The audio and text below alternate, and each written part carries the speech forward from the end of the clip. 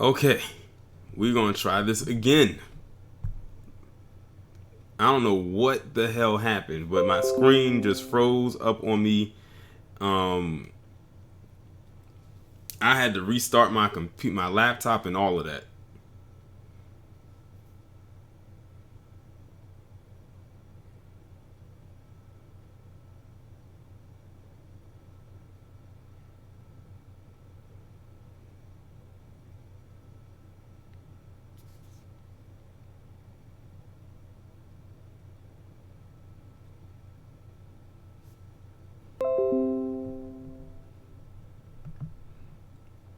Hopefully, I get the same viewers back in here because I actually had, damn near 50 people in here the last time before I really got into my discussion. And like I said, I barely started. I was on the first topic, and I barely got into that. And I don't know what happened.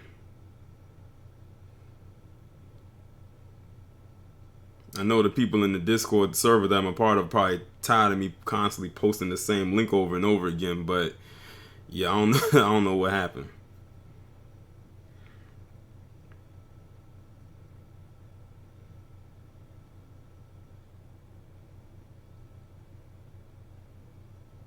So hopefully I get the same amount of people back in here that I had before.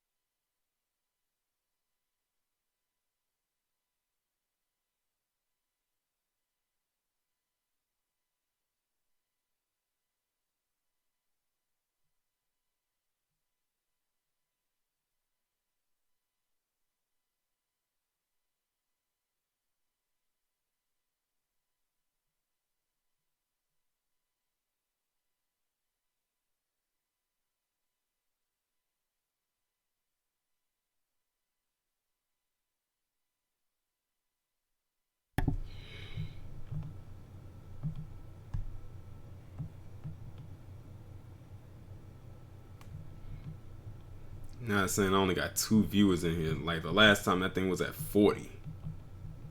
And it shot straight up to 40.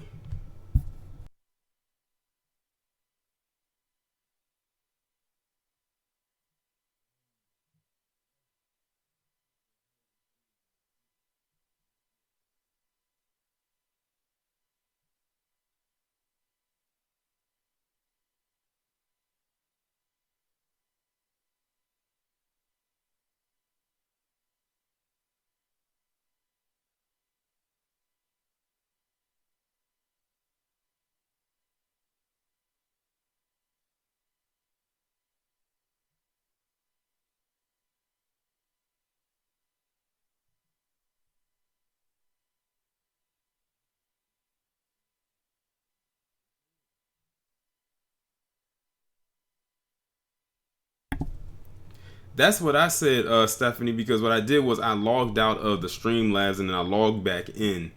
And when I went live that time, the notifications like immediately shot out. As soon as I got started, I was at like 28 people watching, and then when it froze on me, I was at 40. So I don't know what happened now. It's like I said, it's saying I have 5 viewers right now, which is extremely low.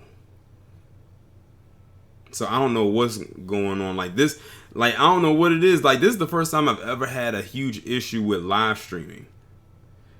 Whether it was through the Hangouts or through OBS, I don't know what happened. Like when I was getting ready to get started, my screen froze on me, and I had to restart my laptop because it went the cursor on the mouse wouldn't even move. And all the chat that you see above your comments was from right before the screen froze. Like we was really getting ready to get into it.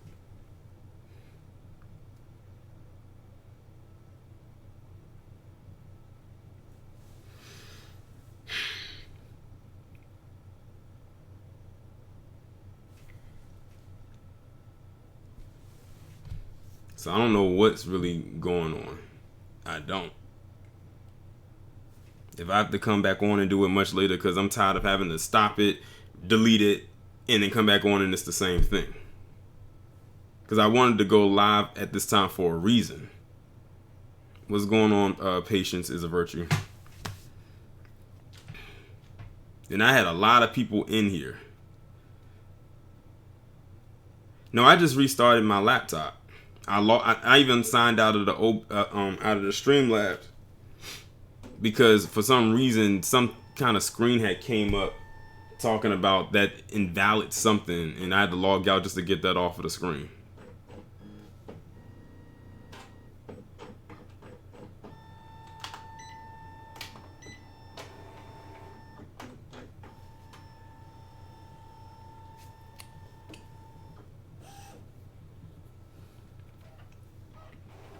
And see, right now it says I have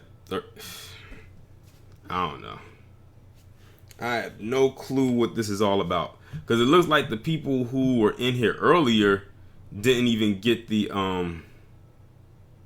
notification this time around. What's going on, Larry? If it messes up again this time, I might just like take a break from it because it's stressful.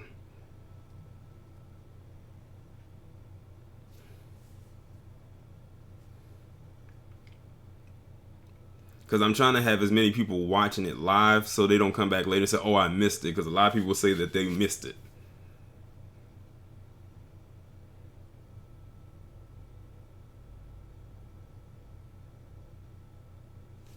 And they probably didn't even send the notifications out to the people like they did the last time.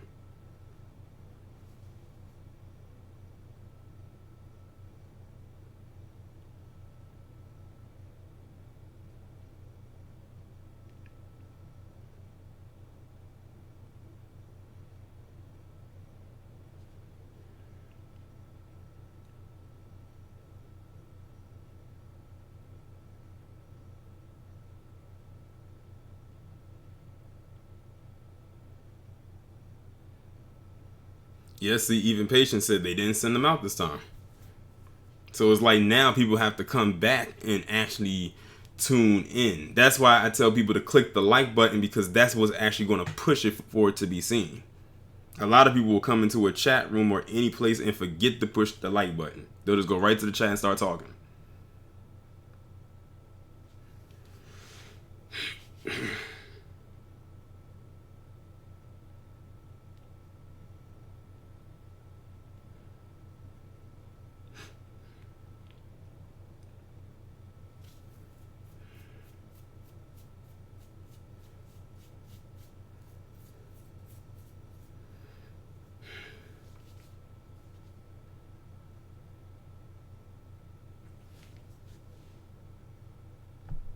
Well, I'm going to just go ahead. Hold on. I'm going to just go ahead and get started. If they come in, they come in. If they miss it, they'll miss it. They'll just have to go and listen to the playback, because I was supposed to start this at 1 o'clock. Something happened the first time. Then when I get the thing started, the screen freezes and it knocks me offline. Then I have to restart my laptop, and now here I am again. So I'm going to just go ahead and get started from where I left off, and hope for the best. Now, back to where I was when I first when I left off. The Colin Kaepernick issue and these shoes. Like I said, they before the stream had ended the last time, but I'll have to reiterate it again. Nike, of course, is partnered with Colin Kaepernick. They designed this shoe for the 4th. And they put what they call the Betsy Ross flag on the shoe. As we all know, that flag is very offensive, especially to ADOS or foundational Black Americans, however you want to put it. And Colin Kaepernick pretty much voiced his opinion about it and said that it was offensive, and Nike decided to pull the entire shoe off of the shelf. And thanks to Tariq, I was given, I guess you can say, a history lesson about this flag. and basically learned that a woman by the name of Betsy Ross did not design this flag. It was actually designed by a 13-year-old black girl who was a slave, and he said her name was Grace Wisher. Actually, Mickey Briggs, it kicked me off too. I don't know what happened, but I actually saw the painting of her actually putting together the flag, or this particular version of the flag, and that's a part of history that they'll always leave out. But of course, Palm Colored had to get knee deep in their feelings yet again, as usual, when it comes to something like this. And they decided, that they were going to rally, or try to rally, against Colin Kaepernick and just say all kinds of, things as they usually do. And it's no surprise there. But two people in particular had something to say, and it doesn't surprise me that those two people had something to say, and it's like literally written in the typical Palm Colored handbook. And shout out to Caressa McKnight for actually sending me the articles to let me know what they said and who it was said by. So somebody over at Fox Sports Radio, no surprises from Fox, by the name of Clay Travis, said Colin Kaepernick getting his way is awful for America. All right, now it says I have 26 people watching. That's how I know that they didn't send the notifications back out, because they didn't shoot back up to 40 like the first time. Like, it literally went to immediately 40, but I can't worry about that right now. I'm trying to get through this article. But it said Clay Travis says Colin Kaepernick getting his way is awful for America. Just think about that for a second. He's basically saying that this man voicing his opinion, or voicing what he has to say about this flag, is awful for America. Him getting his way. Palm Colored has been getting their way in America, and outside of America for that matter, for quite some time. And all the times they've been getting their way for America has always been awful, because it's usually been beneficial mainly to them and against us. He says if you don't like someone's radio show, choose not to listen to it. If you don't like someone's television show, choose not to watch it. If you don't like someone's book, don't read it. But don't try and stop other people who do like it. I get really upset when somebody says that show shouldn't exist, that book shouldn't exist, or that shoe shouldn't exist. If you don't like something, don't buy it. But you shouldn't have the ability to cancel something and disallow other people who might like it.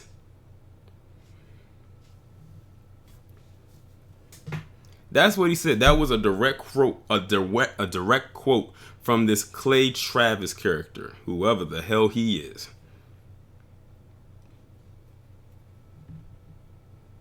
But he still leaves out the part that Colin is still attached to Nike. He's partnered with them, so they're going to value his input. You, Clay Travis, work over at Fox Radio Sports. You have no attachments to Nike except for whenever you decide to wear that's of that brand. You don't have to go buy it. But see, that lets me know right there that, like I said, they are not far removed from their ancestors.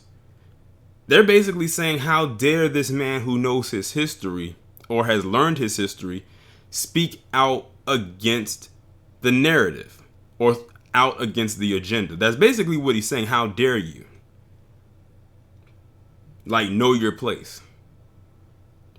Or they'll try to start throwing him into the uppity Negro category. You're right, scoring 57. They are always trying to shut down things that they don't like.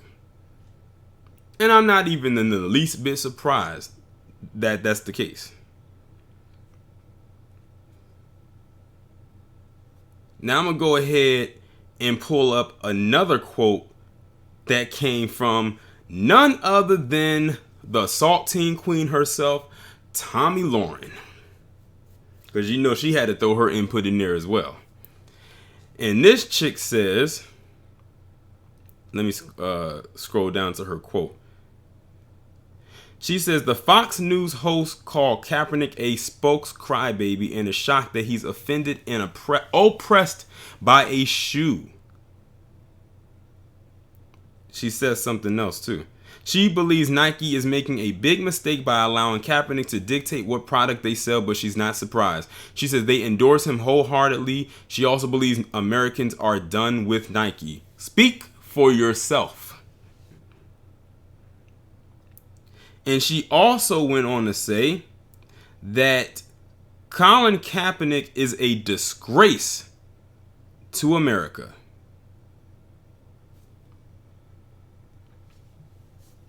That was the saltine queen herself. How you doing, True Royal?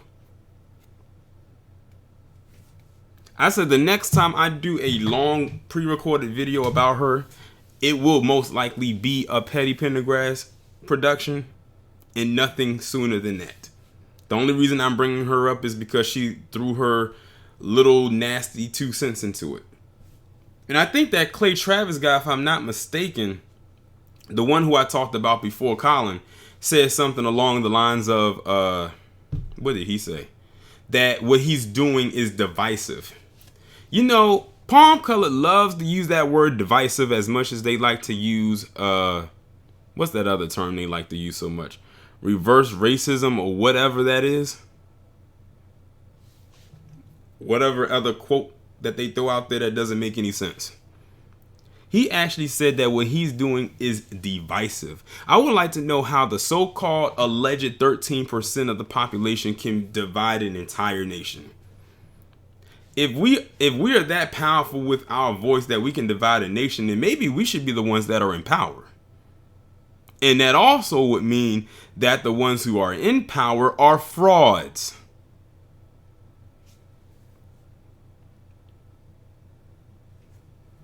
Like, a lot of them do not think before they speak. And it shows. They kill me with that. They kill me with the whole, oh, you're being so divisive. Why can't you be this way? Why can't you be that way? Why can't you get out my way and mind your mayo business?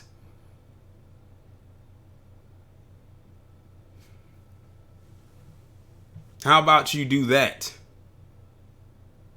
But see, what they're ultimately saying is that they want us to only know a certain part of history that they have concocted for us to learn, which is usually embedded in a bunch of lies.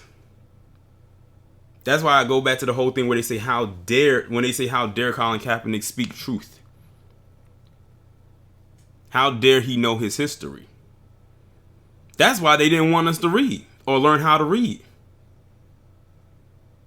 They love us when they feel we're in a very subservient position. It lifts them up and makes them appear like they're the smartest person in the room.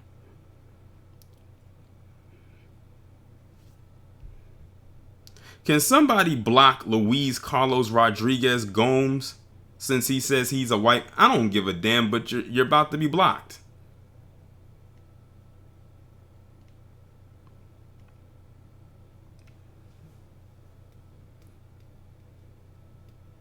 But yeah, they upset about that. Let them remain upset. Thank you, August Dreams. Right, Misanthropic. Unless we're kissing up to them, they count our oppression as divisive. And it's funny they like to use that term divisive because they like to try to latch on to our oppression and then try to use it to their own benefit. Like, when the hell have you ever, as a palm-colored American, have you ever been oppressed in this establishment? What, you didn't get into the school you wanted to? Or you gonna be like that guy and be like, oh, my mommy and daddy took $700 down out of my allowance and brought it down from $1,000 to $300? You didn't get the girl that you wanted. You didn't get the guy that you wanted. That's their oppression.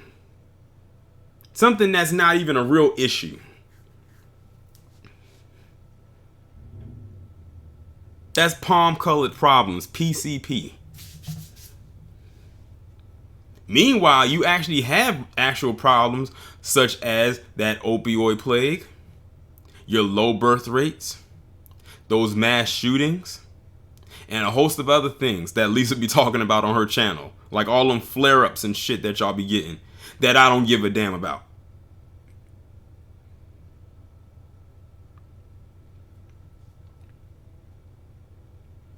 So it is what it is. And I salute Colin again for, using his voice and saying what he has to say despite the odds.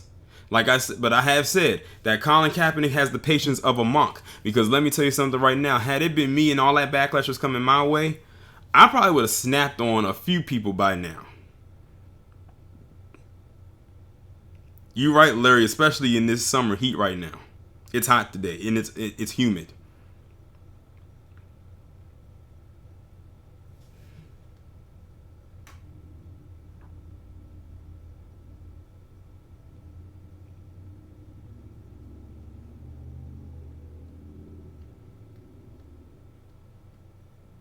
Not in this live stream, Ashley.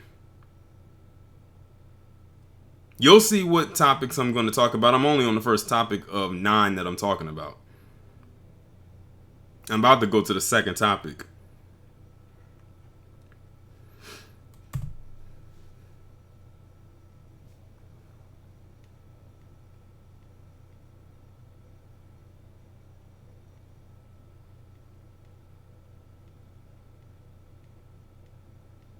All right, now I'm going ahead into the second one, and this one's more of an update. So as y'all know, I did a video talking about Marshae Jones, who was this woman right here, and she was the one that initiated the fight involving another woman at her job last year when she was 5 months pregnant. She got into a fight with this woman at her job. One thing led to another, and the woman who she got into a fight with pulled out a gun. I'm sorry about that. And shot her in the stomach, thus making Marshae Jones lose her child. Now, originally, the courts was going to indict the girl, or bring up charges on the girl who shot her, but then they ended up dropping all of the charges against her. Well, now it has. Well, they also was going to have charges of manslaughter against Marshae Jones. And they stuck until a couple days ago, when I got word that after the backlash against her, she ended up getting all of the charges dropped against her. So basically, no one's going to be responsible for the death of this child. Like I said, the only victim here is the child. Now, what's so crazy is you have a lot of people who are just really praising this right here. I mean, they're really praising the fact that she's, not going to get hit with any type of charges. But now you basically allowed a woman who was not being responsible just walk away from something like this, causing her unborn child to be killed. I still stand firmly on my square on the video that I did about her a couple days ago. She should have had some responsibility in the death of her child, because she did initiate the fight at 5 months pregnant. And it's ironic that people keep trying to leave that part out. They keep going back to the woman who shot her and act as if the woman came up to her and shot her. No, she went to her and kicked up dust to get some stuff on and popping with her while she was 5 months pregnant. This now is a catalyst saying that, if you get into a fight and you lose your child, then we won't bring any charges up against you. But notice also, too, she's a black woman. They're not trying to save her child in Alabama where that anti-abortion law is. They're trying to save Palm Colored's child. Now, if this was Palm Colored, all parties involved would probably be in jail right now.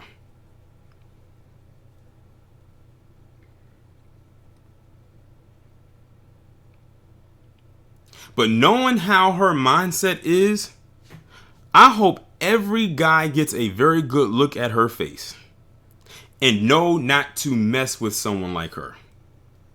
She has entered and dwells in strag dumb. Then I had some people that still came to my channel and tried to still put the blame onto the father.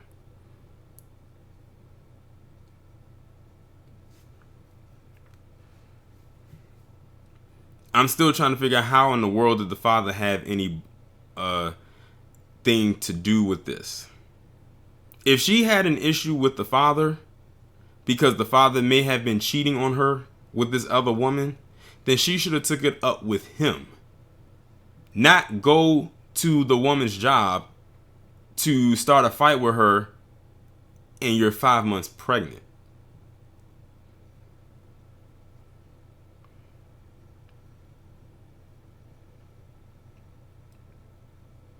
Scoring 57, he said, do they consider them a pro? I would say so, because there's definitely a heartbeat there.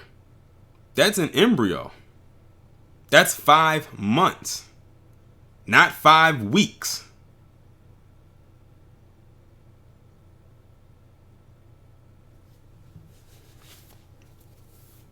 That means she's showing. Like, she's at the point where she's visible. You can tell she's pregnant. But she let her emotions get the best of her. And the thing is, they probably like, you know what? Maybe we don't have to punish her. Punishment enough should be letting her think about what she did to cause her to lose her child. She had an angel sitting or hovering over her for them to drop those charges against her, because they were ready to send her ass up the river.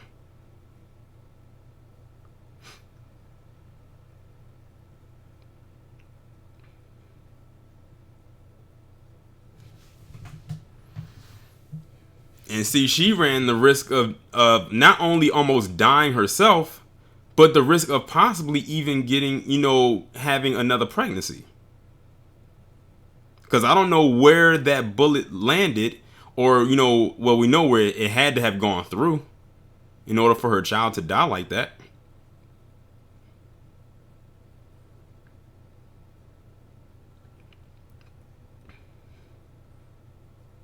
You're right, Queen. Her karma did hit when she lost her child, and that's like I said, that's the only being only individual, entity, however you want to put it, that I feel bad for.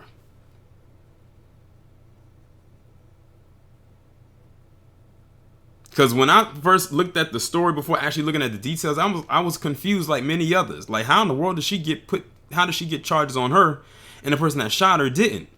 Until I looked at the article and read. If I had to go and base it off and didn't read it, I would have been putting out false information. But luckily, I opened it up and I saw what it said, and I was like, oh, now I see why they dropped the charges against the woman that shot her. Because they basically were saying that she claimed self-defense. But it's sad because you have a lot of women out here that act just like her.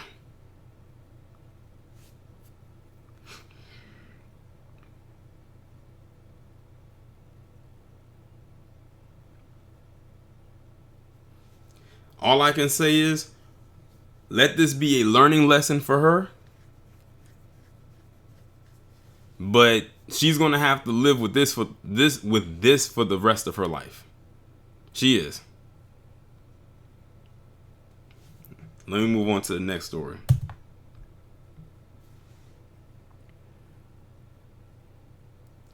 Rick the Snake Snyder. Now, I just did a video talking about how he got this new position, this fellowship position. What's going on, Quincy? This new fellowship position working at Harvard. I did the video. I uploaded it. Was it 2 days ago? And luckily, I read through my comments, or I get notifications when new comments get posted. And one of my subscribers, I can't remember their name, but shout out to them. They left a link to an article to Politico. And the day that I put out that video, the same day that article came out, that said that after a week of being in that position, that fellowship position at Harvard, Rick the Snake Snyder is no longer in that position. They said the backlash of what he did in his involvement with the Flint water crisis in Flint, Michigan. They said too many people reacted to him getting this new position, and they basically said, no, he cannot be there.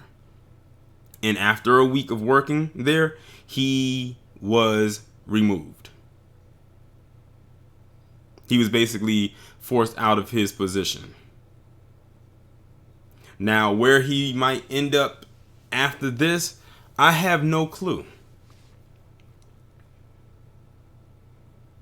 What I think he should, where I think he should go, is in a watery grave that is filled with that contaminated water.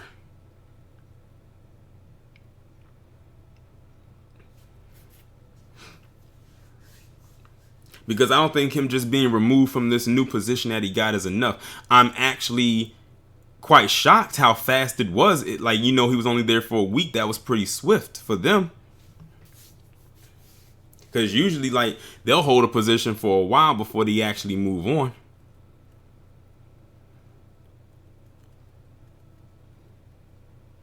Of course, he'll probably try to lie about why he got removed if they ever asked him why, but we know the real reason as to why he got removed from that position, and he knows it.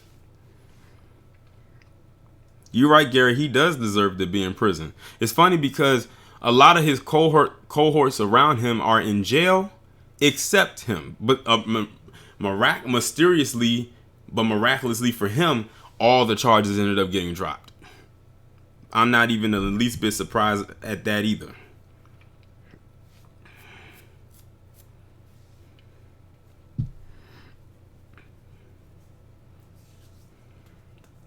But we'll see where he ends up, though. I mean, I don't think this is going to be the last we hear of him. Oh, now this story right here. I've been wanting to talk about this one. Right here. So as you can see right there on your screen, that is the Stormfront logo. It says White Pride Worldwide. White Nationalist Resource Page. Does anybody in the chat know where I'm about to head with this story?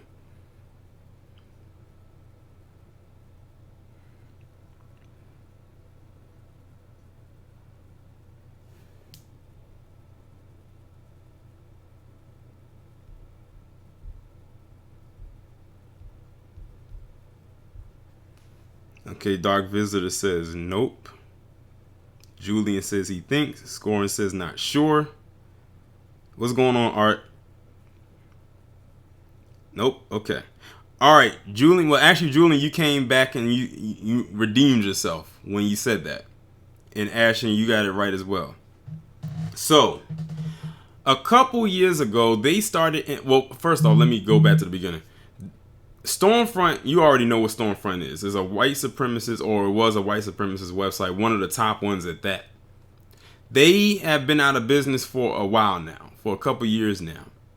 They did an investigation on Stormfront, about the content, maybe the people that were involved, the whole nine.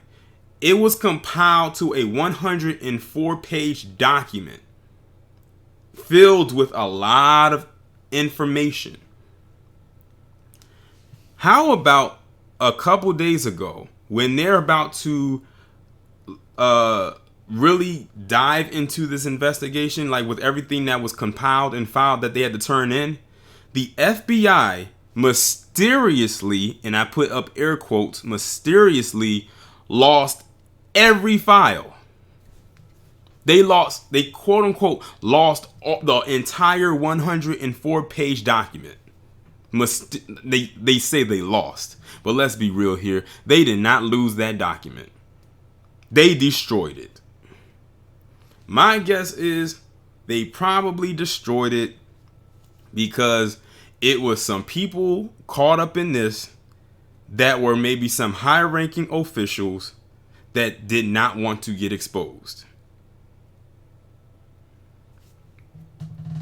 But you know what's so funny? This is the same organization that came up with that black identity extremist thing. This is the same organization that had the Black Panthers under a microscope. They didn't lose their files.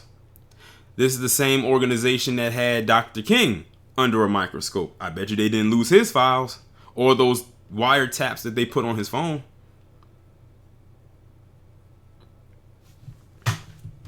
But they somehow lose a 104 page document that took 2 years to compile about this website.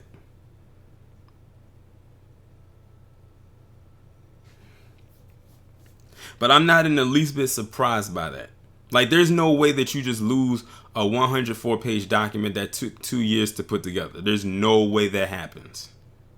And usually with something like this, something as serious as this, there's usually always backup files, just in case something does get lost. So if they did have backup files, one or two things happen. They destroyed those, or they have them and they hid them somewhere.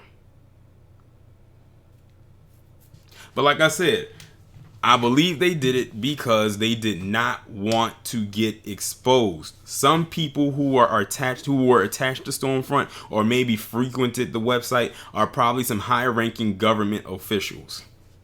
Hell, the ones that probably destroyed it were probably attached to Stormfront as well.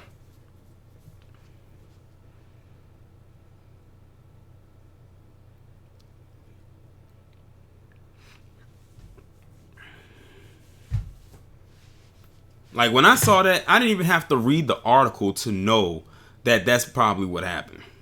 Like, how do you lose something like that?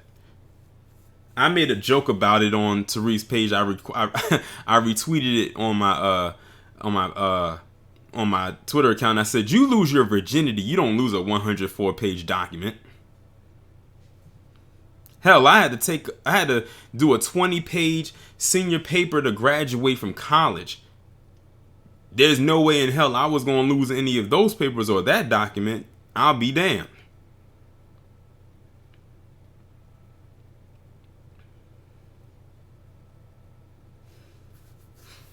Yeah, you might be right, Elias Money. They probably did have some hackers to try to, they probably hired some hackers to make it seem like someone took the information so it doesn't trace back to them. And once it gets into the hands of a hacker, good luck getting it back.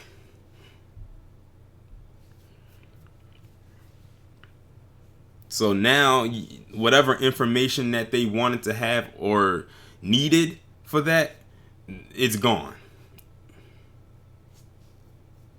But we know what Stormfront was all about. We know that it was a white supremacist website. It's just the fact that they had to keep a secret or keep hidden who exactly was a part of this by name.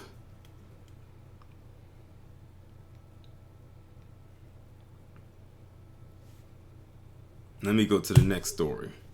Oh, this story right here. I might have to pull up the article on this one so I can read it.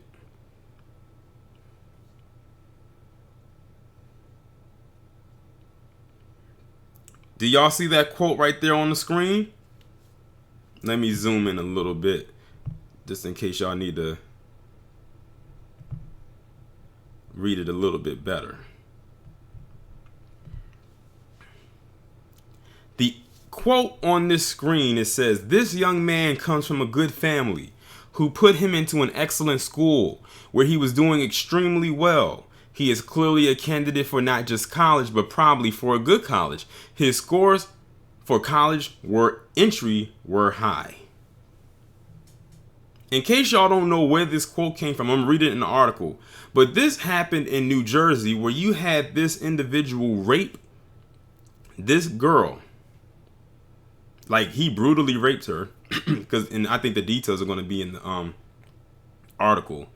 And the judge tried to spare him because he comes from a good family.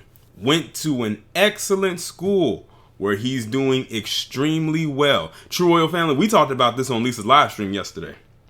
And I said I was going to talk about it today. That's what the judge said. Now, I'm going to go ahead and read the entire article because it goes into more detail.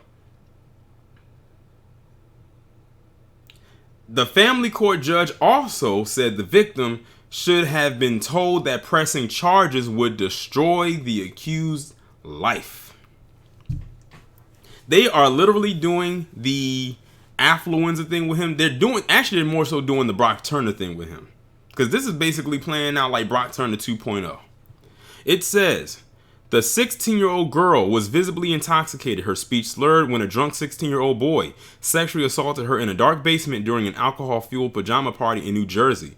The boy filmed himself penetrating her from behind, her torso exposed, her head hanging down. He later shared the cell phone video among friends. Investigators said and sent a text that said, "When your first time having sex was rape."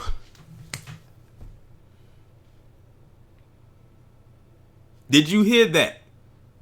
He says when your first time having sex was rape.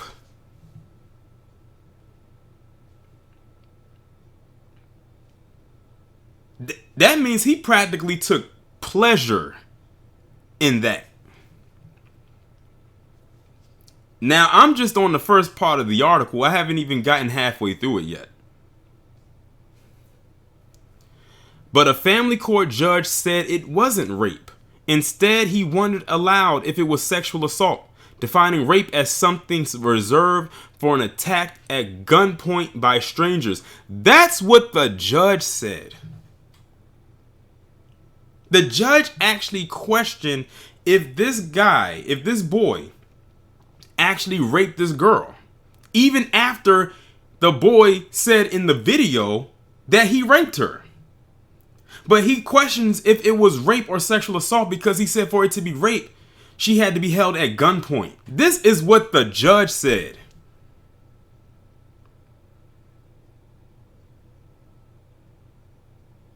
Now y'all see why their rape cases are so high, but they try to keep them so low?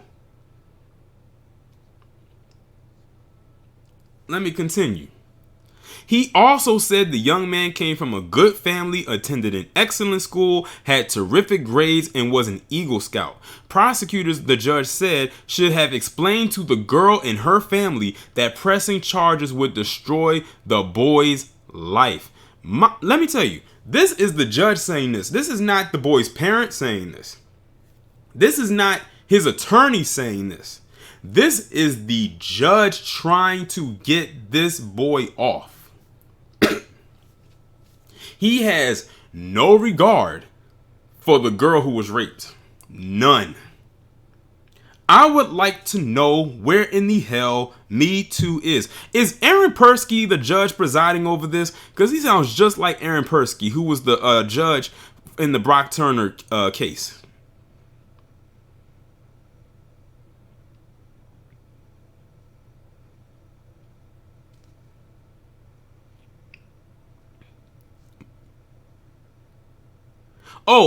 We about to get on the name of the judge. I'm coming up on that. So he denied prosecutors' motion to try the 16-year-old as an adult. They were going to try him as an adult, but the judge blocked it from happening. He said he is clearly a candidate for not just college, but probably a good college. Judge James Troiano of Superior Court said last year in a 2-hour decision while sitting in Monmouth County. That is his name, Let me see if I can type that into the chat. Judge, what's his name? Judge James.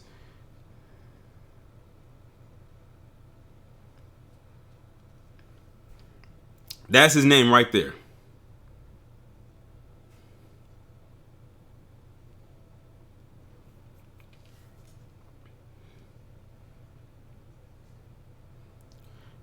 Let's see. He says, now the judge has been sharply rebuked by an appeals court in a scathing 14-page ruling that warned the judge against showing bias towards privileged teenagers. In doing so, the appeals court cleared the way for the case to be moved from family court to a grand jury where the teenager, identified only as GMC in court documents, will be treated as an adult. Excuse me. New Jersey law allows juveniles as young as 15 to be tried as adults when accused of serious crimes, and the grand jury will weigh whether to indict him on the sexual assault accusation. In recent years, judges across the country have come under fire for the way they have handled sexual abuse cases. One of the most notorious was in 2016 when a judge in California sentenced a Stanford University student to 6 months after he was found guilty of sexually assaulting an unconscious woman. That person they're talking about, who they refused to give their name, was Brock Turner, and the judge presiding over that was Aaron Persky.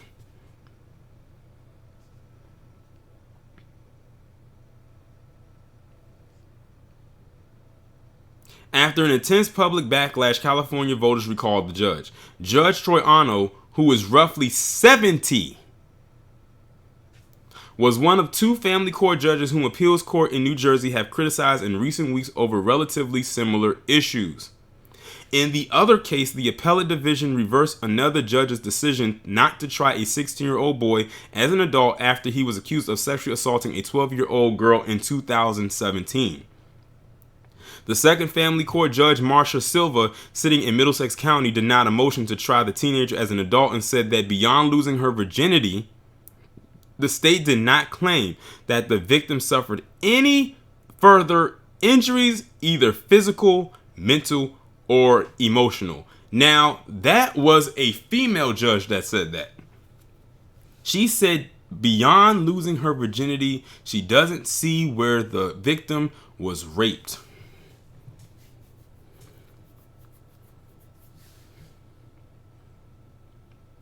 These are the people that's in power. Just to let y'all know.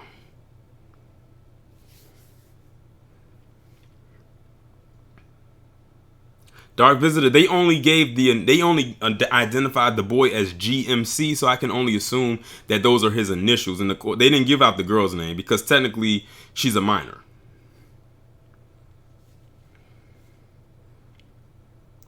It says the appellate judges also upbraided Judge Silva, overturning her decision and noting that the teenager could be culpable because the 12-year-old was not old enough to provide consent in the first place.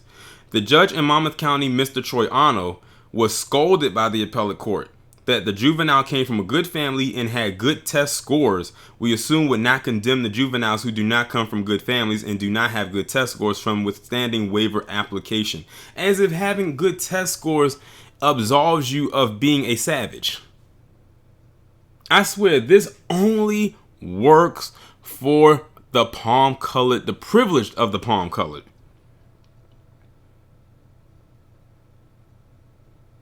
A spokeswoman for the administrative office of the court said the judges had no comment on the case. She said Mr. Troiano, a veteran judge who retired several years ago, was asked to occasionally fill vacancies on the bench. So this guy isn't even a full-time judge.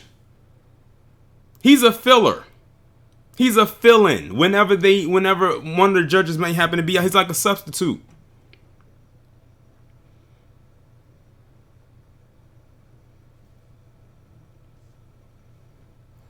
Family court cases are typically closed to the public, but the judge's comments surfaced in June when the appeals court decisions were made public, joining a series of contentious sexual assault cases that have ignited outrage over a legal system that advocates for victims say is warped by bias and privilege. In the first case heard by Judge Troiano, it is unclear from court documents when and specifically where in New Jersey the incident involving the two 16-year-olds took place, but prosecutors said it occurred during the party packed with 30 other teenagers. The case was highlighted by a New Jersey radio station 101.5.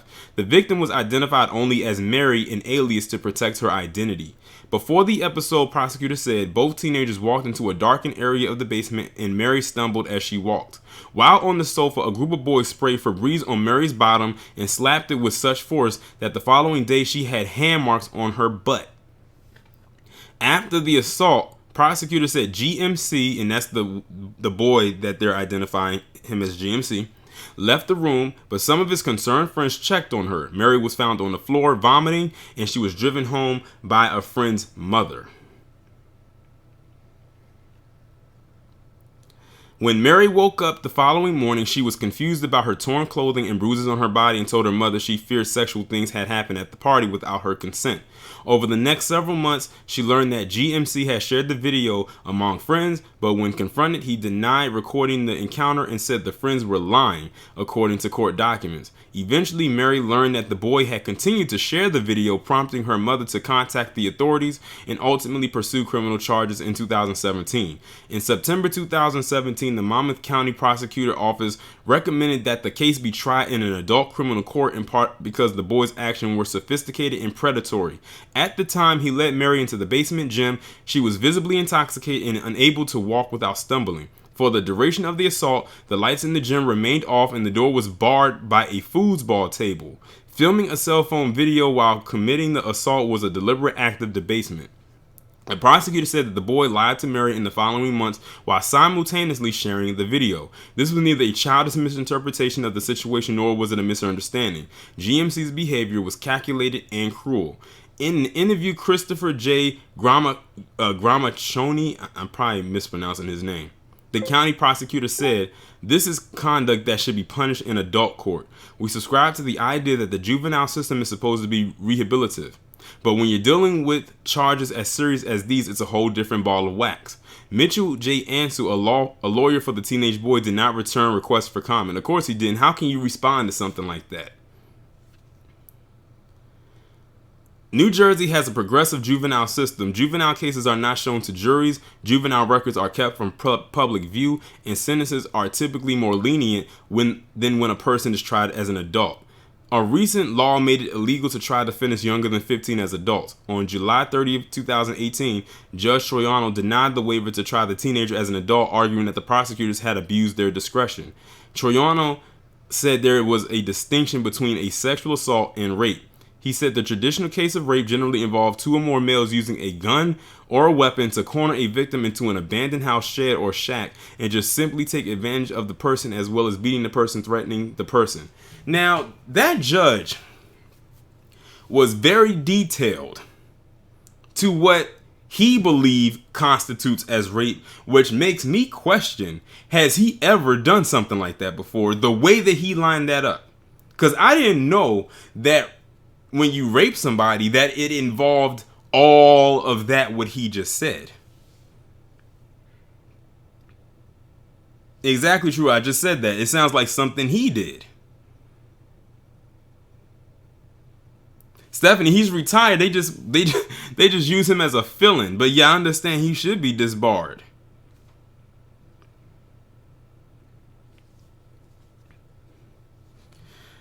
Let's see. It says it was under these egregious circumstances, he said that the state would try a juvenile in adult court. He delved into the facts of the case, questioning whether or not this young lady was intoxicated to the point she didn't understand what was going on. He said the boy's actions were not sophisticated or predatory and dismissed GMC's text messages as just a 16-year-old kid saying stupid crap to his friends. This young man comes from a good family who put him into an excellent school where he's doing extremely well. His scores for college entry are very high. That's the quote right here that you see on your screen. The judge overstepped and in deconstructing the circumstances of the case, making his own assessment of the boy's culpability and considering the defendant's prior good character, the appellate panel said. His consideration of these elements, however, sounded as if he had conducted a bench trial on the charges rather than neutrally reviewed the state's application. In 2004, Judge Troiano imposed a gag order to prohibit people in a courtroom from discussing the high-profile case of two Montclair high school football players accused of sexually assaulting a schoolmate, and the charges were eventually dropped. And that right there is the whole article that I just read to you. I know it was a pretty lengthy article, but I wanted to make sure y'all heard every single detail. But yeah, I'm almost certain that he's probably done something like this before, because like I said, that was very detailed to how he described rape to be. That was very extremely detailed. But yeah, they need to check into his past, because he don't need to be no judge. I wouldn't even want to be in his courtroom if I had to sit on a jury.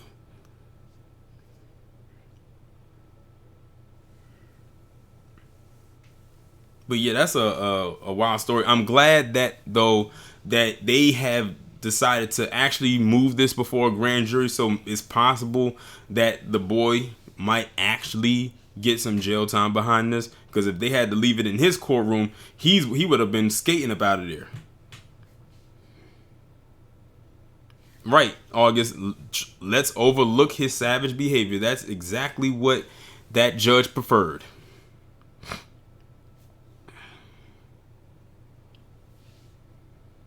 But let me go on to the next story. That was a pretty loaded story right there in and of itself. Oh, this story right here. Sorry about that. Who knows what this story is? Just by looking at this picture.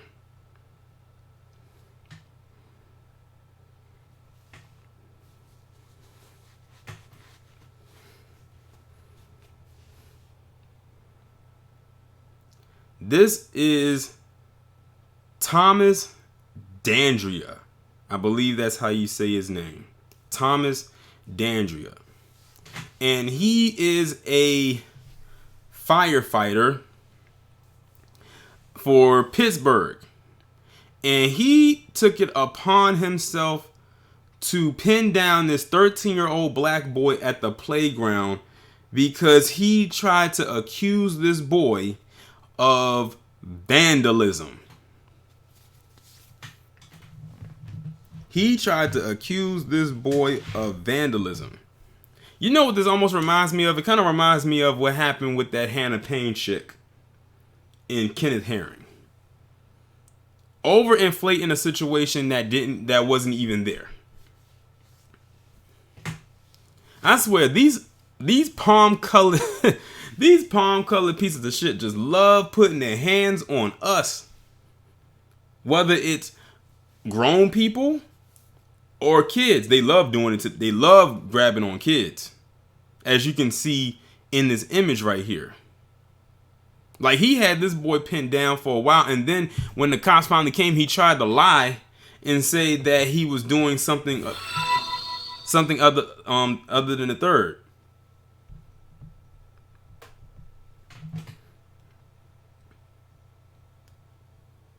I'm going to go ahead and read the article so y'all can get a better understanding of this. It says a Pittsburgh City firefighter and member of the Allegheny County Democratic Committee is facing misdemeanor charges for his role in a racially charged altercation, recordings of which led to the controversy online and airwaves. On Monday, the website The Weed, because I refuse to call it by its name, published an account on the June 25th incident in a city playground. The site reposted online video footage of Greenfield resident Thomas Dandria, who was white, straddling a 13-year-old African-American youth, with the teenager's older sister tearfully pleading nearby. Now, I'm not playing the video or playing the audio because hearing that girl cry just made me like literally ball at my fist and make me want to find this guy and knock him the fuck out. And when I saw that, it also kind of reminded me of Tamir Rice and his sister when he was in the park. And ironically, they were close in age because Tamir Rice was 12 and this boy's 13. It says, according to a police affidavit, the incident began when DeAndrea thought he saw the 13-year-old vandalizing an abandoned truck near a playground across from his home. The teenagers denied that, but a physical altercation in which each side blames the other for throwing a punch ended with footage of DeAndrea straddling the 13-year-old's torso, pressing him against the playground equipment. Please get off my brother, his mouth is bleeding, the 16-year-old is heard begging in one of the videos. They're talking about the sister. I know it is. He punched me in the face, shouts DeAndrea, who police records show turned 46 on Tuesday. After saying he won't get up until police arrive, he says, I'm holding him, I'm not hurting him. When told the boy has asthma, DeAndrea can be heard saying, I don't give a fuck. He just assaulted me. Get away from me now or I will hit you too. Now, this is what he's saying to the sister. So he went from assaulting the boy to threatening to assault the sister.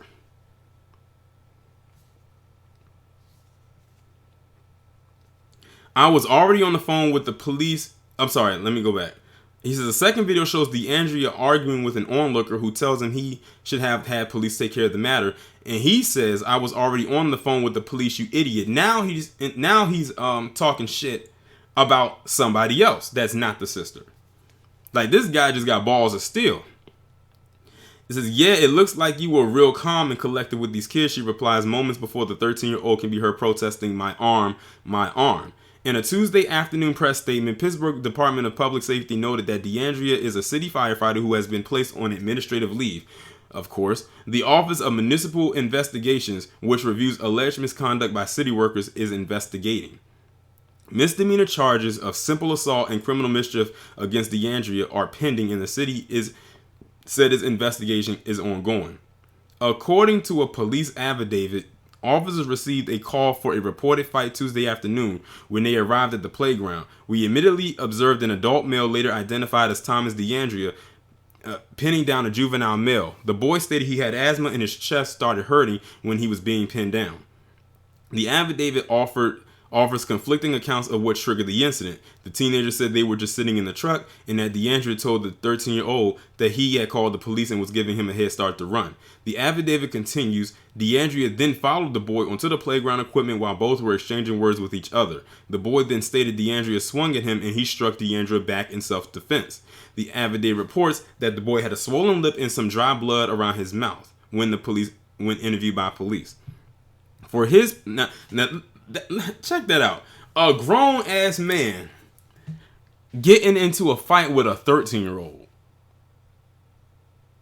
Now, mind you, he's 46 and the boy is 13 and he's out there fighting a 13-year-old as if they are around the same age.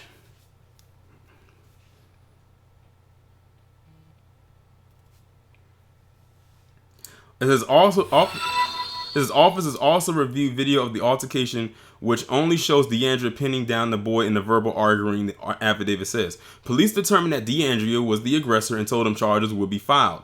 The affidavit says police were later told by the children's father that a doctor found a large lump on his head, swollen lips, a bloody mouth, and was still having difficulty breathing. If I was that father, I would be finding a way to get that guy the same bloody lip, the same lump on his head, and probably a lump on his chest, and have him laid out in a hospital bed where he's stretched out as if he is that fake white Jesus on that cross. That's how he would have been laying out on that hospital bed.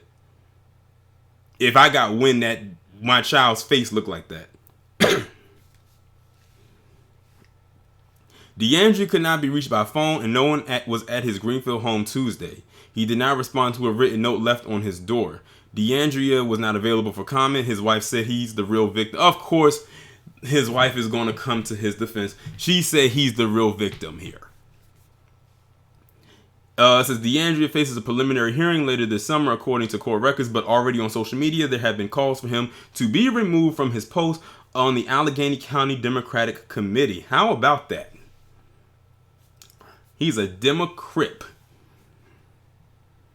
Eileen Kelly, who chairs the county party, confirmed that DeAndrea is a committee man in the city's 15th ward. She said, my phone was blowing up Tuesday as the story got out. Kelly says she hasn't spoken to DeAndrea since the news of the incident broke. The only thing I can say right now is that everyone is entitled to due process. Party bylaws give a chair very little power to remove committee. Okay, I don't want to hear his resume. I don't want to see his resume.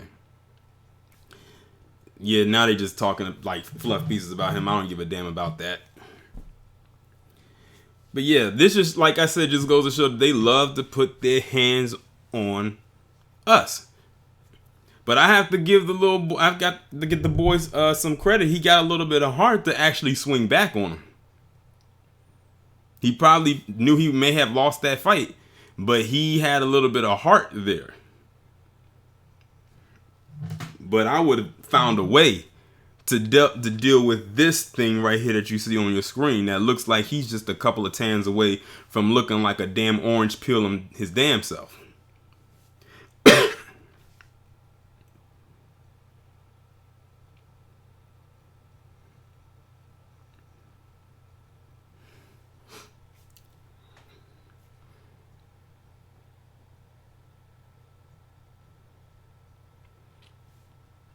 I'm just looking at the comments right now, or the chat, I should say.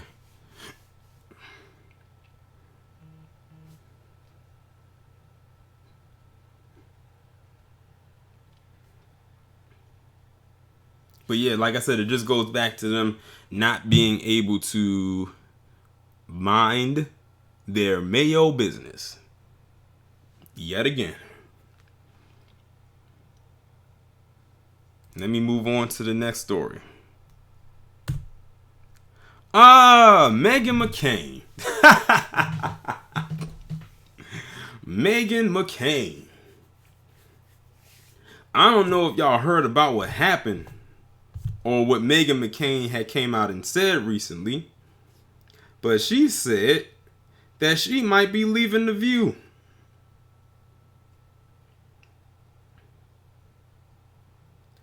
Let me read to you what she said. She said she's feeling like an exhausted, defeated, caged animal and may exit The View. Well, you got the caged animal part right. When I saw this on Twitter the other day, I immediately posted it up and I said, brah fucking vo. Now, I don't watch The View. Never have watched it. Even back when it was in its earlier years, I never watched it. But I've always heard that Meghan McCain was always one of the most problematic people on that panel. Like, every time she opened up her mouth to say something, it was something stupid or something dumb. All the time. Like, almost every single time. She had something to say. And then she tried to hide behind her dad all the time, too. Like, when her dad died, she expected everyone to just give all this outpouring support and, wrap their arms around her. I ain't wrapping my arms around that chick.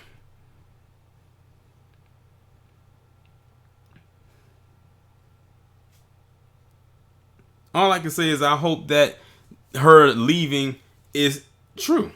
Or that she, that she decides to, exit. Take her dramatic exit, bow out, and leave. Trust me when I tell you, many will not miss you. That's all I got to say about that. This is a very short-lived discussion as far as Meghan McCain goes. It is what it is. Now, this one right here is going to be more for my YouTubers. We're going to get into a little technological discussion. It's not going to be a long one, but it's going to be one that needs to be had. As you can see right here, it says hangout off air. To my YouTubers out there, I don't know if you've heard recently, but Google Hangouts, which is the thing that is used to do live streams through YouTube, is about to be leaving soon. And if I'm not mistaken, I think it's going to be happening next month. if I'm not mistaken. Do not quote me on that. And basically what's going to happen is they're going into something called YouTube webcam. To all of my not subscribers, to all my people who create content, there, if you look in the, if you get ready to open up a live stream like you're about to do a hangout, it's a little blue block, a little blue box that pops up in the corner, and it says Google Hangouts will be leaving soon or something like that, and it says click here to try YouTube webcam. So they're about to do that. So basically what's about to happen is when they take this away, there will be, as of right now, no more panel style hangouts. That means if you go live and do a live stream, you will have to do the live stream by yourself. You see how I'm doing it by myself right now? This is how you're going to have to do it. But I'm doing mine through Streamlabs. I'm not on Google Hangouts.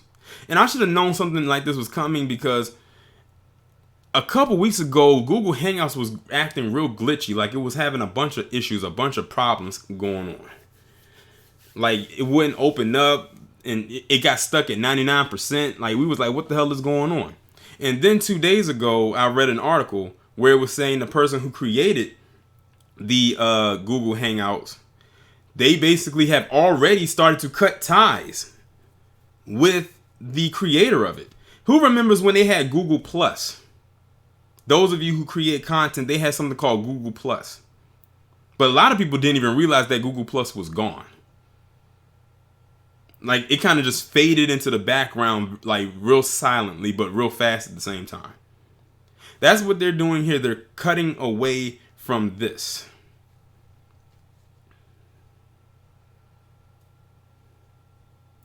That means now those people who rely on panel discussions for views and everything like that, looks like you won't have to find a new niche. Now I'm gonna see if I can find a article that I can read to see if it goes into more detail. Let me see if I can pull one up. Okay, I found it on this article called Search Engine Journal. Google Hangouts on air with YouTube Live discontinued. And this was posted on June 26, 19. Google recently began informing YouTube users that Hangouts is being discontinued in 2019. This affects Google's webmaster Hangouts. Google's John Mueller received notice at the same time as everyone else. Google's official Hangout support page had a note appended to the top of the page alerting users that the service is ending. It says, the classic Hangouts on air streaming experience is going away later in 2019. For quick streaming, try YouTube webcam. And it says, YouTube just sent me an alert before I started the Hangout that these Hangouts are going away. So I need to figure out some sort of other way to do these office hour Hangouts because I find them really useful. So we'll have to figure out something else. The setup might be a little different. Hopefully it doesn't get too complicated and we'll figure something out. It says Google Hangouts it says Google documentation suggests users transition to webcam or Google Meet. But Google Hangouts Meet has a limit of 100 meeting participants, and that's for the Enterprise Edition according to Google G Suite support page. So basically what it sounds like to me is, if you want a panel style discussion, it almost sounds like it's one of those premium services that you might have to pay to use.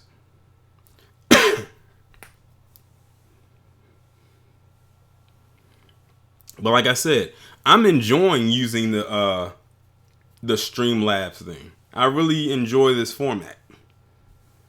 I'm still getting used to it, but I am enjoying it. It also allowed me to implement the call-in feature, that people want to call in and discuss the topics that were being put out there.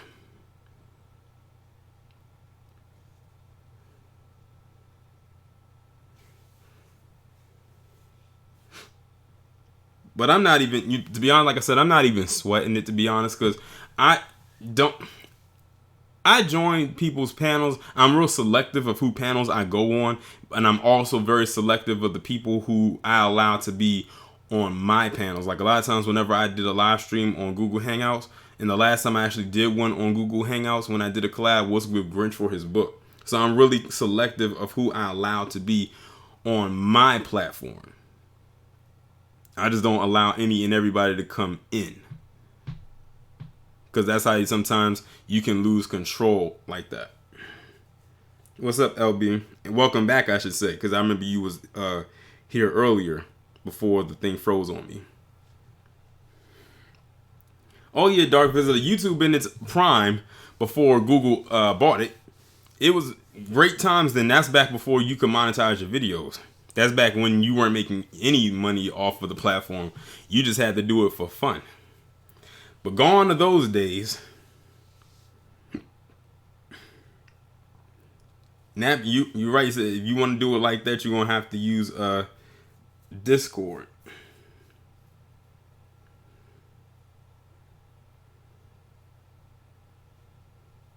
But yeah, that's pretty much that.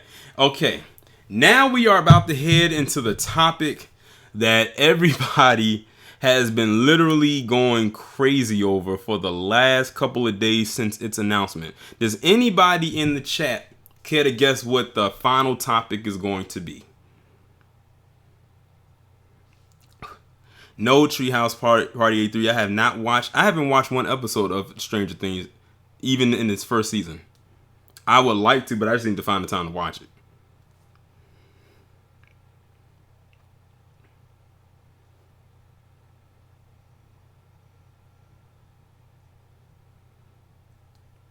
No, that's not it. Scoring 57.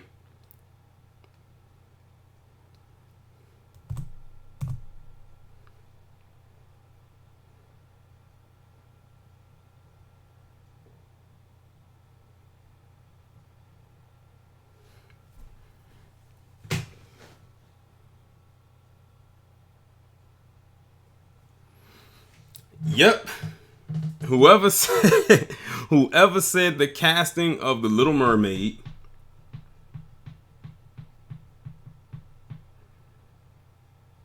that is the last topic.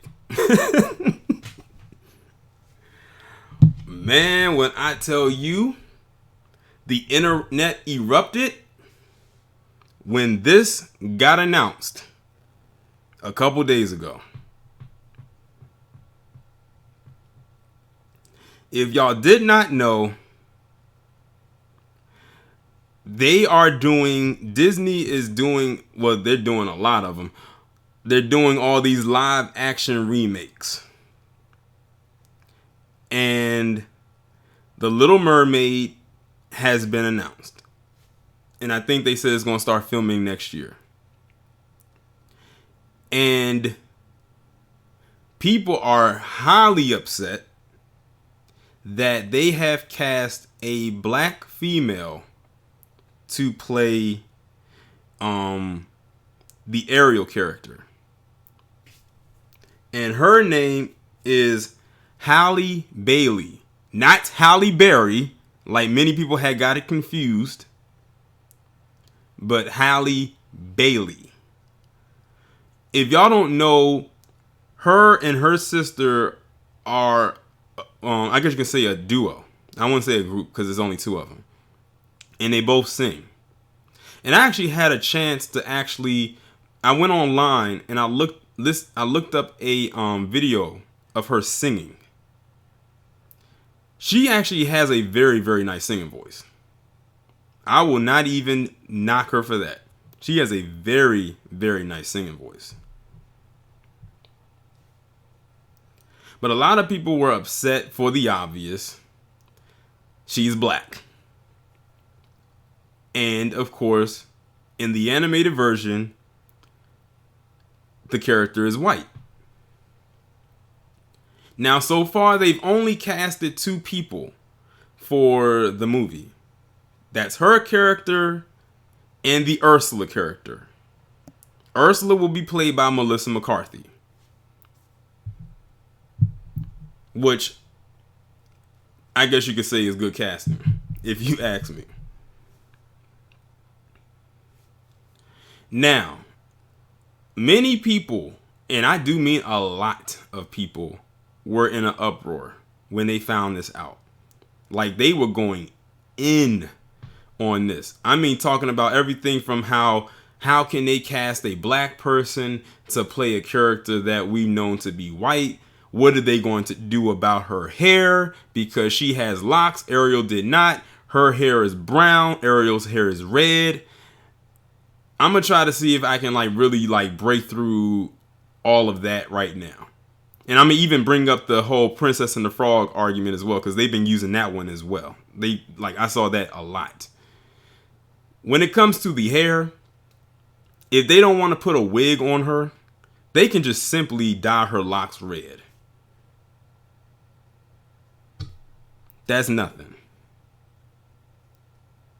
As far as her being black, when I was looking up the backstory, the actual setting is in the Caribbean. If you think about it, the Sebastian character, the lobster, is Jamaican.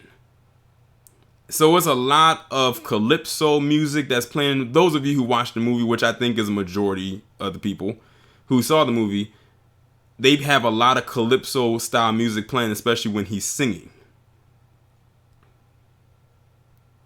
And they were wondering even back then, why would they have even made the Ariel character white if this took place in the Caribbean? Since most people who are in the Caribbean happen to be of color. So when they think about it, it's almost like, is this correctional casting?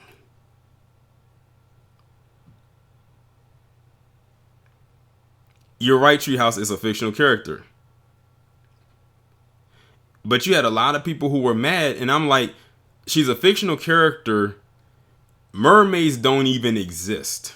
They're not real. They're only made in fantasy for television or movie consumption.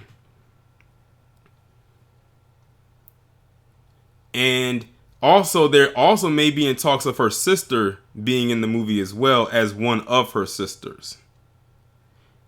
They even try to throw out ideas of who would play her dad, the king, and I kept hearing people say, get Idris Elba, which I think would be good casting to play her dad.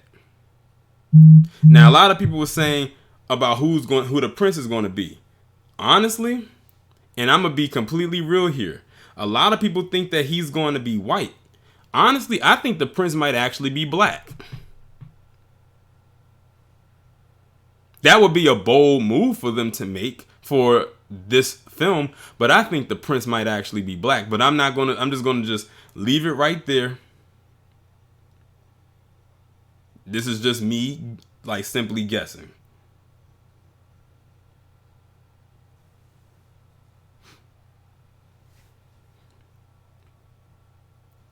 Now, if you want to talk about them miscasting people over the years for movie roles that should not have been casted based on the description of how they were, I can take it back to The Hunger Games. If y'all remember in the movie The Hunger Games, many people got upset with the Rue character played by Amanda Stenberg. As you know, Amanda Stenberg is a light-skinned girl with dark curly hair. In the book, that's how she was described as. But they got mad at that. Now, what they should have been upset with, appreciated Black Rage. Now, in the book, the Katniss character, played by Jennifer Lawrence, was described as a ethnically ambiguous woman with light eyes and curly hair. But as we all know, Jennifer Lawrence is a white woman. But they did not get upset about that.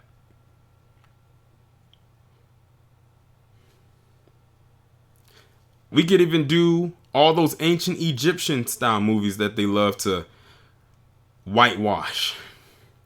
Like Gods of Egypt, where all of the ancient Egyptian gods, with the exception of one, were white. And that one that wasn't white was played by Chadwick Boseman. But many people didn't know that because a lot of people didn't watch the movie. I didn't watch it. The only reason I knew he was in it was because I saw him on a promo poster.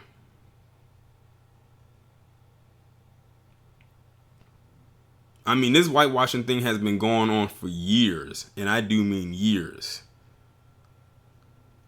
But if you want to talk about some serious colorblind casting, look at the 1997 version of Cinderella that had Brandy in it. A character that has been known to be white forever. And they had Brandy play Cinderella, the first black Cinderella, where she had a white stepmother, one white stepsister, one black stepsister. Her fairy godmother was black, played by Whitney Houston. They had Whoopi Goldberg up in there playing the queen, and she had a white husband, but that doesn't surprise me. That was probably a suggestion by Whoopi, considering her background. And they had a Filipino son. That was some serious color blind casting. But guess what? Nobody was outraged when that happened. It actually became one of the more popular versions of that movie. Even more popular than the original.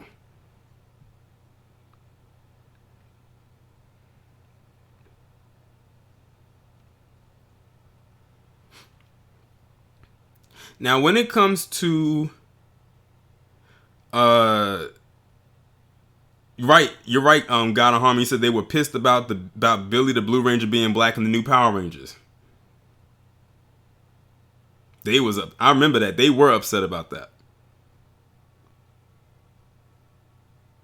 Now, when it comes to the Princess and the Frog situation, because that's the one I really saw a lot. Disney has been making movies for well over, damn near over 100 years. Or has been out as a franchise, I should say. It took them until 2009 for them to come up with their first black princess. In The Princess and the Frog. And in that movie, she spent more time as a frog than as a human being. Believe it or not, there was a lot of black people that were kind of outraged about that. Because like, wow, we get our first black princess and you make her a frog most of the movie?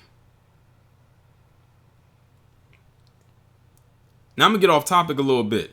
If y'all don't know, Will Smith has a new movie coming out at the end of the year, and he's doing a voiceover called Spies in Disguise, where he is voicing this character that literally was made in his likeness, where he's playing this dope ass awesome super spy that would probably kick James Bond's ass out the water.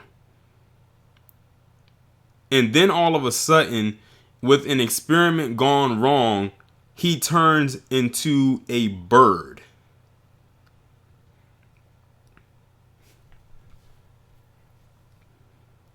So you mean to tell me 10 years ago, 10 years later, y'all gonna do the same thing? And it's under this studio called Blue Sky.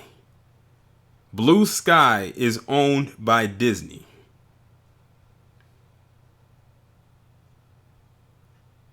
So literally you're about the Princess and the Frog, this one again, but this time it has a different kind of, like, it's a different type of setting.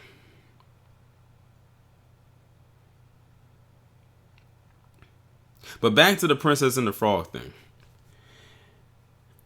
You had people saying, well, what if they did a live action remake of Princess and the Frog and made the princess white? Well, two things. One, Princess and the Frog was an adaptation of a story that came out years ago called The Frog Princess, in which that princess was white. And it was in a book. That's where the adaptation for Princess and the Frog came from. When I first saw the promo for that, I was like, oh, I know exactly where that came from. And I was actually shocked that they made her black. The second part, well, so if they were to make her, white, they would just have to rearrange her story and go by the original narrative. Number 2, this woman right here. This woman's name is Leah Chase. She is the woman that Disney based the Princess Tiana character off of for Princess and the Frog. Now, I found out recently that unfortunately last month this woman actually passed away at the age of 96. Now, we all know where we can see where they grabbed it from. It says that she has on a chef's jacket and she's holding food. What did the Princess and the Frog do? She wanted to be a chef and own her own restaurant. So if they were to make a Princess and the Frog live action remake, which they'll probably do years down the line, it would not even make sense that they made the princess white, because it was already based off of someone who was alive. And you're looking at her right there.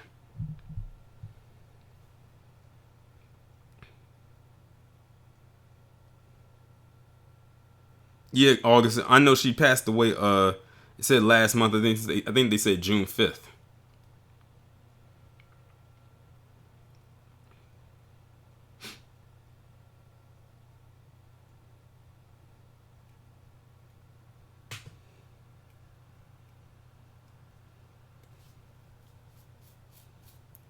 Spirit of Justice said this is all a political maneuver. Liberals want to use an on-screen black woman, white man romantic depictions to pander to black women for votes, mainly for Kamala.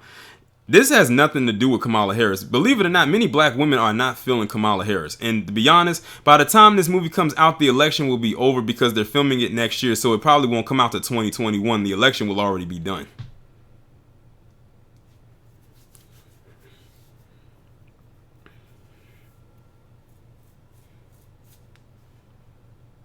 My thing is this.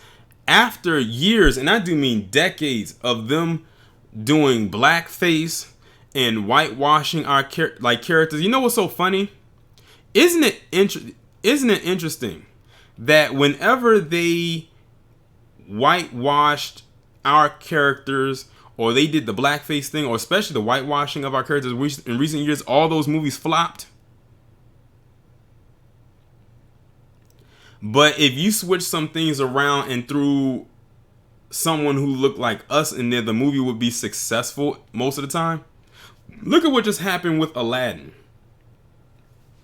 People were questioning whether or not Will Smith could pull off being the genie. Now, we all know that that was made famous by Robin Williams. And he just did the voice.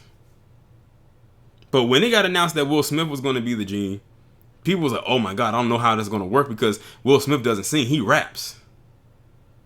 And these are some of the same people that like Will Smith or are fans of him. I say, y'all saying all this right now, y'all probably going to go and watch it. And I know they did because the movie became extremely successful to the point where they're questioning whether or not they're going to do a sequel. And he was blue. And the thing is, the genie, another fictional character. How many genies do you know in real life? How many beings do you see floating out of lamps?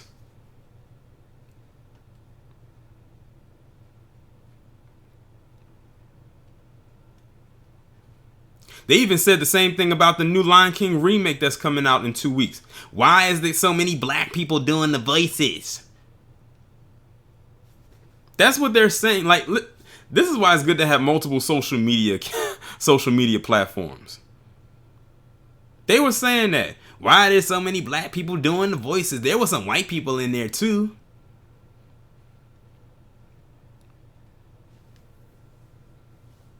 Oh, they're only doing it because they in Africa.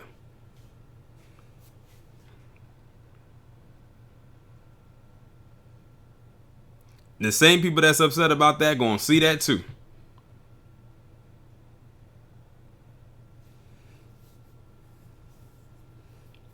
The reason why they're saying that is because in the original movie, Simba, Scar, Nala, those three right there were all voiced by white people. In this one, Simba, Scar, and Nala are voiced by black people.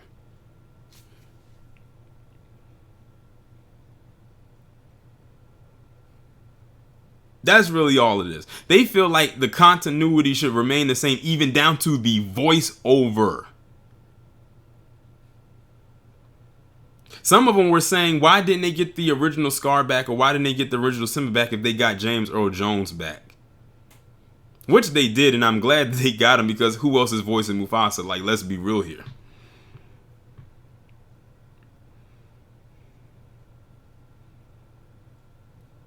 E-Spock, you make a good point. You said pale skins don't understand in old movies or classic that black people sung the roles for the white actors and actors that sang in the movies. You're right. That actor Jason Weaver, who played Michael Jackson and played a smart guy, he did the singing voice for Simba. But a white actor did the voice for the speaking parts.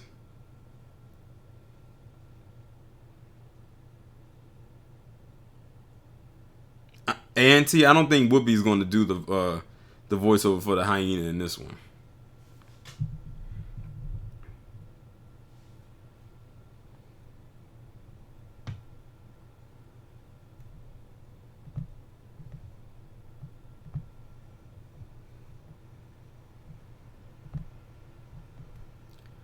But it's just funny how the outrage just kind of spiraled out of control, with this. I'm not even going to prejudge this.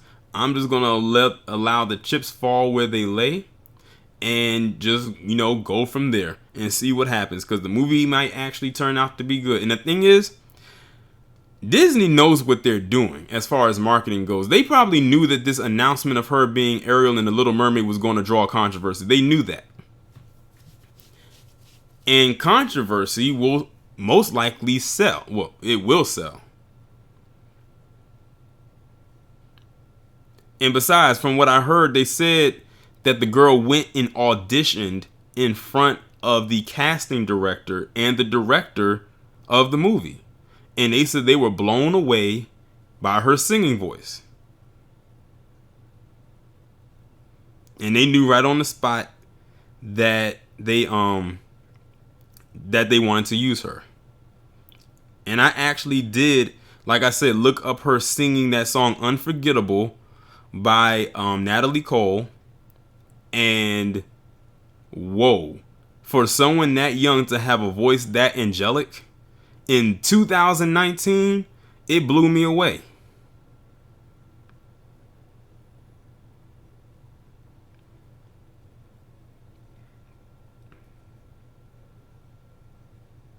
Oh, that's what's up, Stephanie.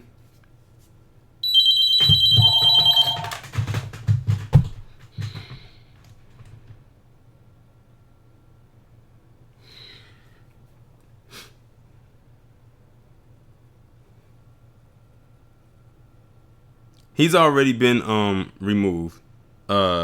Patience.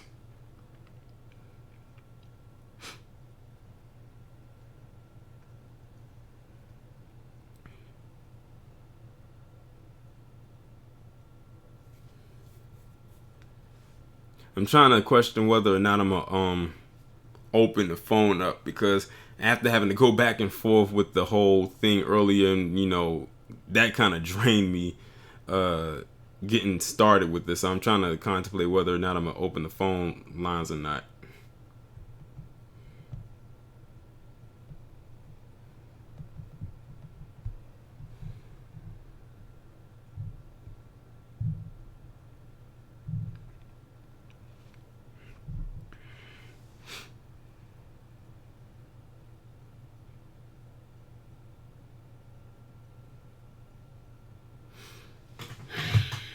But that's really all I had to talk about on this live stream. Those are all the topics that I had. And like I said, those were all topics that I did not talk about in the pre-recorded video. So you don't have to go and try to see if I'm going to talk about it. If anyone asks me, I'll just refer them to this stream. I'm just glad that I was able to get through it without anything weird happening, like it did the first couple of tries.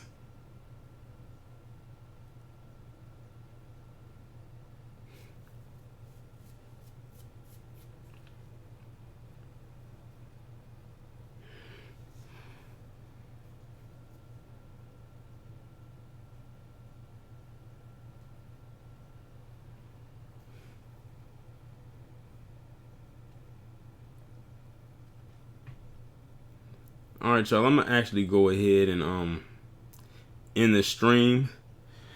Um, Shout out to everybody that did tune in. I'm glad I know we got off to a little rocky start because it was some technical issues, but we worked through it and we got through it.